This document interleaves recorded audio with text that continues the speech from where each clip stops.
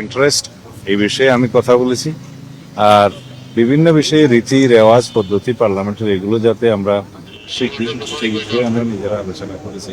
বিশেষ করে constitution, rules of procedure, customs convention of the house এগুলো নিয়ে আলাপ হয়েছে এবং তার সাথে পৃথিবীর বিভিন্ন পার্লামেন্টের যে সমস্ত পার্লামেন্টের রেফারেন্স আমরা দিয়ে থাকি, হাউস অফ কমন্স এবং বিভিন্ন দেশ যারা স্ট্রং গণতন্ত্রের চর্চা করে থাকে সেই সমস্ত দেশের পার্লামেন্টারি প্র্যাকটিসের উপর আমরা কথা বলেছি। রেফারেন্স বুক আমরা দিয়েছি, বাংলাদেশেও অনেক কিছু রেফারেন্স বুক আছে এগুলোর কথা বলেছি।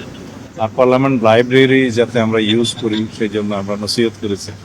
এইভাবে আমরা নিজেদের মধ্যে নিজেরা আলোচনা করে নিজেদেরকে স্ট্রেনথেন করার জন্য, এনরিচ করার জন্য পার্লামেন্টারি প্র্যাকটিসে সেই চেষ্টাটা আমরা চালু রাখছি।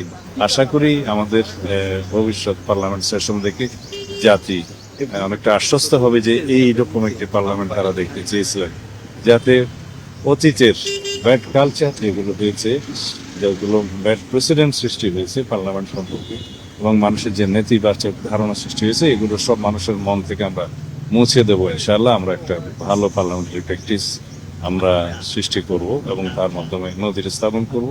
আর জাতির জন্য আমরা বেস্ট কন্ট্রিবিউশন যাতে করতে পারি এই পার্লামেন্টের মধ্য দিয়ে সেই চেষ্টা করছি। প্রধানমন্ত্রী কোনো নির্দেশনা আছে কিনা?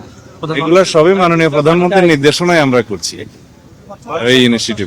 কথা বলেছেন এই সংসদ নিয়ে, সে জায়গায় 2/3 সংসদ সদস্যরা একেবারে নতুন, যাদের অভিজ্ঞতার ঘাটতি রয়েছে, সেই জায়গা থেকে এটা একটি চ্যালেঞ্জ হয়ে দাঁড়াতে পারে কিনা? কারণ আমরা অতীতে দেখেছি অভিজ্ঞ ফ্রেশ পার্লামেন্টারিয়ানরা নতুন করে যাত্রা শুরু করবেন, শিখবেন ভালো। তাদের ভিতরে কোনো প্রিকনসিভড আইডিয়া না থাকলে ভালো মতো লার্নিংটা হয়।